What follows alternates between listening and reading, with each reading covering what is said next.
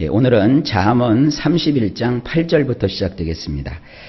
오늘 잠깐 본문의 구조를 보면요. 8절과 9절까지 역시 르무엘 왕을 향한 그 어머니의 훈계의 말이고요. 그 다음에 이제 10절부터 오늘은 쭉 살펴보지 못하지만 이 마지막 절까지는요.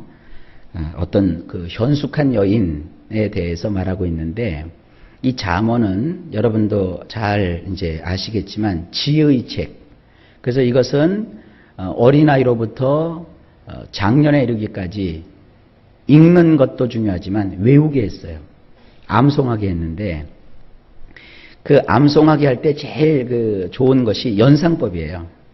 그리고 단어자 맞추기 이런 걸 통해서 이 암송이 잘 돼요. 외워지기를 잘하거든요. 이제 대학에나 대학원에 가면 시험을 치를 때 대개 이제 요령이 없는 사람들이 성적이 떨어져요. 보통 중고등학교나 초등학교 때는 시험 보면 사지선 대형이잖아요. 1, 2, 3, 4에서 찍는데. 그건 대충 공부를 안 해도 이렇게 찍으면 다 성적이 나오는데, 이 대학 이상의 그 과정에서는 시험을 볼 때 찍는 게 없어요. 다 쓰는 거예요. 그러면 모조리 다 기억해야 되거든요. 그래서 거기 시험지에다가 잔뜩 많이 썼다고 해서 답을 이렇게 채점을 해갖고 높은 점수를 주는 게 아니라 교수님이 원하는 것을 다 거기다 써야 돼요. 그러려면 외워야 되거든요. 근데 어떻게 외우느냐? 연상법이라든지 어떤 그 중요한 문장의 앞단어만 외워서 쭉 나열을 해요. 그래갖고는 쓰면은 하나도 빠짐없이 그 내용을 다 써서 A+를 받을 수 있어요. 성경이 그런 암산법을, 그런 암기법을 적용한 게 많습니다. 특히 여기가 그래요. 잠언 30장에 보면 3, 4, 3, 4 이 숫자가 계속되면서 주변에 흔히 볼 수 있는 동물이나 짐승, 심지어는 버러지 이런 걸 통해 갖고 잠언을 통해서 지혜를 가르치는 그런 교훈을 주셨고, 이 30장에도요. 이 31장과 같이 그런 연상법을 썼을 뿐만 아니라 이 31장에도 보면 10절부터 이 마지막 절까지는 시브리 말에는 알파벳이 있어요. 시브리 알파벳은 이렇습니다. 알렙, 벳, 김멜, 달렛, 헤바우, 자인, 헤테, 유드, 카플라멕, mem눈, 사멕, 아임, 벨차데, 고프레, 시시신, 다우. 이게 글자가 앞대가리만 쭉 제가 읽은 거거든요. 그래서 이제 앞대가리가 맨 앞이 알렙이에요. 알렙. 알렙. 그러면 그 알렙과 연결되는 한 문구. 벳. 그럼 그 벳과 연결되는 한 문구. 이래갖고 알파벳 순서에 따라서 쭉 현숙한 여인은 무엇인가 하고 이렇게 워드 플레이라고 하는데 재미난 이렇게 문장을 구성을 해놨어요. 그래서 누구든지 여인들을 가르칠 때나 자녀들을 가르칠 때 이제 선생님이 알렙 그러면 애들이 그 알렙이라는 단어에서 시작하여서 한 문장을 외우고 한 문장을 외우고 이제 그렇게 함으로써 이 잠언의 내용을 그들이 암기하고 암송하고 교훈을 받는 그런 방식으로 되어 있어요. 우리말은 시브리 말이 아니기 때문에 그런 음률을 느낄 수는 없어요. 그러나 그래도 이 구조를 좀 알고 이 말씀을 대하면 훨씬 더 좋습니다. 자, 오늘 말씀을 좀 보실까요? 8절입니다. 너는 말 못하는 자와 모든 고독한 자의 송사를 위하여 입을 열지니라. 어머니가 왕이 혹 지금 왕인 르무엘이라고 하는 자에게 교훈을 하고 있는 것이라고 했죠. 왕은 어떤 일을 해야 되느냐. 어머니가 지금 이런 말을 하고 있는데 원문을 보실까요? 가히 말조차 할 수 없는 자를 위하여 죽을 처지에 놓인 모든 자식들의 권익을 위하여 내 입을 열라. 왕이 무슨 일을 하는 것이냐.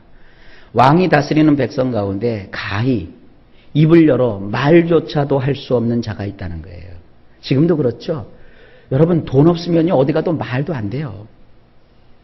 돈 없으면요 어디 가도 다 천대받고 천시받아요. 심지어는 돈 없는 국민이, 돈 없는 백성이 관공서에 들어가면 관공서 문간에서부터 쫓아나 버려요. 이게 세상이에요.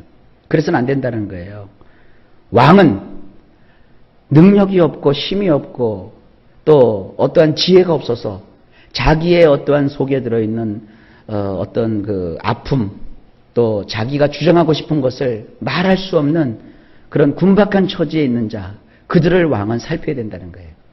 그리고 또 한 가지는 죽을 처지에 놓인, 이 그 죽을 처지라고 하는 것은 그 불교 용어로는 입멸이라고 그래요. 입멸. 완전히 망해서 죽는 거. 세상 보면 저래고 어떻게 살아? 아이고, 저 사람 좀 더 지나면 죽음밖에 택할 게 없네. 이런 처지에 있는 사람을 말하는 거예요. 이런 죽을 처지에 놓인 모든 자식들의 권익을 위하여. 이 자식이라는 건 뭐냐? 왕은 백성들을 자기 자식처럼 아껴야 되는 거예요. 근데 자기 자식이 지금 죽을 처지에 놓였어요. 어느 부모가 그 자녀를 향해 달려가지 않겠습니까? 여러분, 부모가 죽고 자식이 사는 게 낫지, 자식이 죽고 부모가 사는 게 낫겠어요? 왕은 그런 마음을 가져야 되는 거예요. 그들의 권익을 위해서 내 입을 열어라. 그게 왕입니다. 그래야지 힘없고 나약하다고 철거민들에게 막 용역 보내가지고 그들을 싹 쓸어버리고 막 불태워버리고 죽이고 이런 일을 해서는 절대로 안 되는 겁니다. 이것은 하나님이 원하는 지도자의 모습이 아닙니다. 자, 어쨌든 넘어갑시다.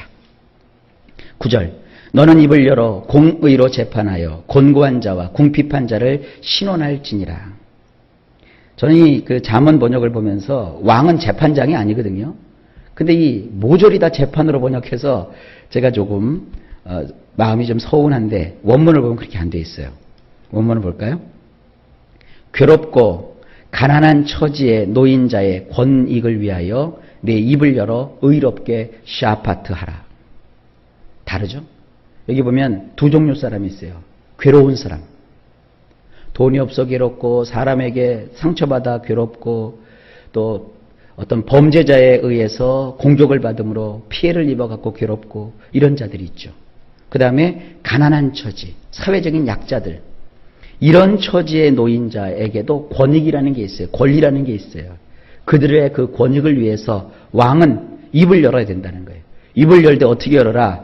의롭게 그 샤파트 하도록. 이 샤파트라는 것이 뭐라고 그랬어요? 입법, 사법, 행정에 골고루 균형을 잡혀서 나라를 다스리는 행위라고 했어요. 이 통치의 행위를 성경은 샤파트라고 했는데 이런 샤파트를 우리 성경은 재판이라고 번역을 해놨으니 판사밖에 생각을 안 하는 게 그게 아닙니다.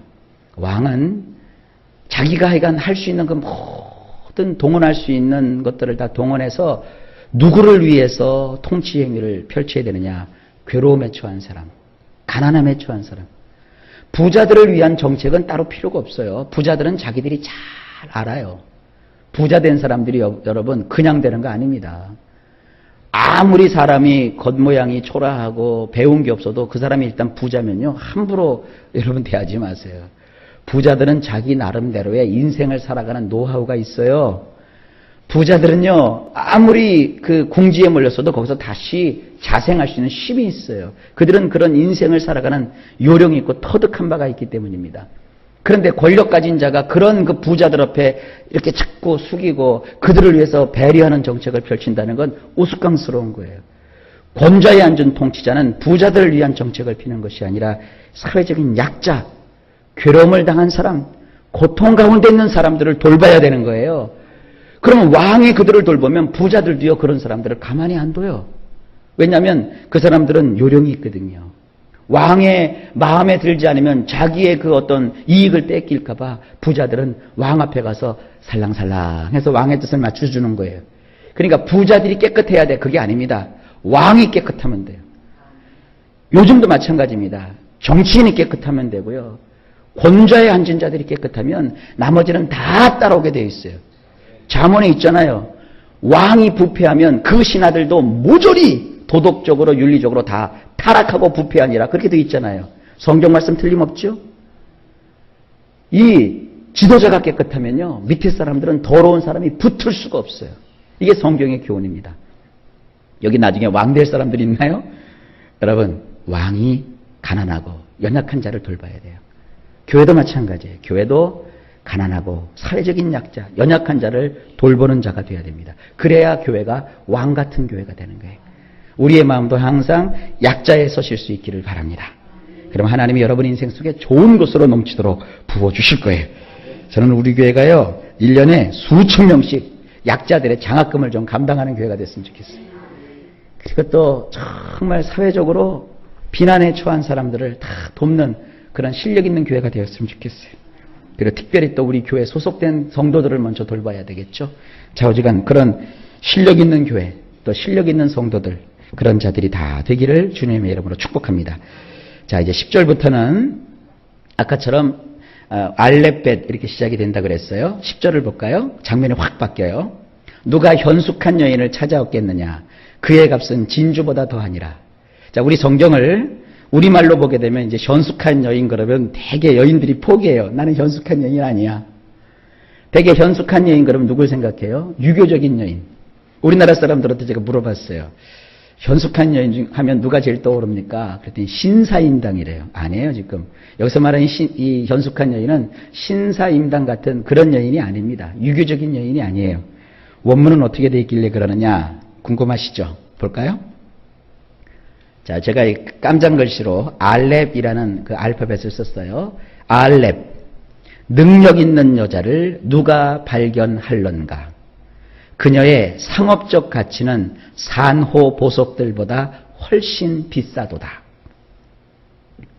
현숙한 여인이 아니라 능력 있는 여자, 힘 있는 여자, 권력을 가지고 혹은 재물을 가지고 어떠한 그 지적인 능력을 가진 이런 여자. 이런 그 능력 있는 여자를 요즘은 또 무슨 뭐 캐리어 우먼 그런데 그건 캐리어 우먼은 직업을 가진 여성이라는 뜻이고요. 이 능력을 가진 여자는 뭐냐면 힘이 있는 여자. 여인들도 힘을 가져야 된다는 거 아시죠? 우리는 돈의 힘이 없으면 성령의 힘이라도 가져야 돼요. 그러니까 이 현숙한 여인은 어디 멀리 있는 게 아닙니다. 바로 이 자리에 있는 여러분들이 능력 있는 여자가 될 수 있는 거예요. 이제 말하는 겁니다. 능력 있는 여자를 누가 발견할런가? 이 능력이 있게 되면, 여자가 능력이 있게 되면 상업적 가치가 있대요. 그 여자가 갖는 상업적 가치는 산호보석들보다 훨씬 비싸대요. 그래서 이 산호보석이라고 하니까 저는 이 보석을 잘 몰라요. 큐빅과 다이아몬드도 구별을 못하고요. 금붙이도 잘 몰라요. 그니 이거 아무리 찾아봐도 이 산호보석이 저는 뭔지 모르겠어요. 근데 인터넷 사이트에서 이렇게 검색을 해보니까 이 산호라는 게 있더라고요. 이 산호보석이 꽤 값어치가 있더라고요. 값이 얼만큼 나가는지 모르지만 이 산호보석은 특별히 여인들이 더 좋아한대요. 하여간 이 어떤 그 영어 성경에서는 이 산호보석을 루비라는 말로 써요. 루비 보석이라고. 좌우지간 루비가 됐던 산호가 됐던 뭐 진주가 되었던 보석보다도 더 값어치가 있대요. 누구의 가치가? 능력 있는 여자의 가치가. 그것도 그냥 일상생활에서 실질적으로 몸에 부닥치는 가치가 그렇대요. 그러니까 가정에서, 전 남자지만 이런 얘기하면 참 죄송합니다. 남자가 시들시들하면 그런 게 별로 문제 없어요. 그러나 가정에서 여자가 시들시들하면 그 가정은 완전히 그냥 막 풍비박산되는 거예요. 남자들은요, 직장 잃고 뭐 하는 일 안 되면요, 다 어디 가냐면 용산이나 서울역 가서 배회해요. 근데 여자들은 가정이 어렵고 힘들면요, 어떻게 해서라도 살아봐야 되기 때문에 여자들은요, 막 식당 가서 일하고요, 막 파출부도 하고 그래요. 그래서 결국은 이렇게 세워요. 여자들은 대단한 힘이 있어요. 남자 축구는 수백억 수천억을 들여서도 16강도 갈까 말까 하는데 여자들은 그냥 내버려 뒀는데도 이번에 결승까지 갔잖아요. 그러니까 여자들은 대단한 거예요. 여인들이요, 힘을 내세요. 능력 있는 여인이 되세요. 하나님이 여러분들을 통해서 여러분 가정을 세우고 스스로 생각하세요.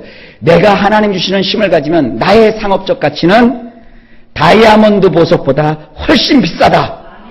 높이세요. 가지고 여러분이 이렇게 세우면 될 거 아니에요. 자, 그만합시다. 넘어갑시다. 그런 자의 남편의 마음은 그를 믿나니 산업이 핍절하지 아니하겠으며. 이것도 우리 성경으로 보면은 아이고 이런 못난 남자 이렇게 생각할 텐데 그게 아니에요. 원문을 보면 이렇게 되어 있습니다. 두 번째 글자가 bet이거든요. bet. 그녀의 남편은 진심으로 그녀를 신뢰하기에 그가 강탈할 필요를 가지지 않는도다. 어쨌든 뭐 이렇게 치나 저렇게 치나 남자들을 좀 치사하게 설명을 해놨는데 남자들이 여자를 강탈한대요. 우리나라 남자들, 특히 유교권에 있는 남자들, 여자들 많이 강탈하죠. 세상에 간 큰 남자 시리즈를 오랜만에 봤어요. 근데 간 큰 남자 중에 하나가, 저도 양심이 좀 많이 찔리는데, 부엌에서 일하는 아내에게 침대에 누워가지고 휴대폰으로 문자를 보낼 때 물 한 그릇 가져와. 그런데요. 남자들이요, 여자들을 이렇게 우습게 여겨요. 그래서 여자들을 자꾸 이렇게 들들들들 볶으려고 하고 뺏으려고 하는데 능력을 갖추게 되면 남편이 그 여자를 신뢰하게 된대요. 그래서 그 여인을 강탈하는 게 아니라 여보 빨래거리 좀 어딨어? 뭐 설거지 내가 해놓을게 이런대요. 그러니까 여자가 능력을 갖추면 남자들이 이거 지금 거꾸로 얘기합시다. 여자 앞에서 설설 긴다 뭐 그런 내용이에요.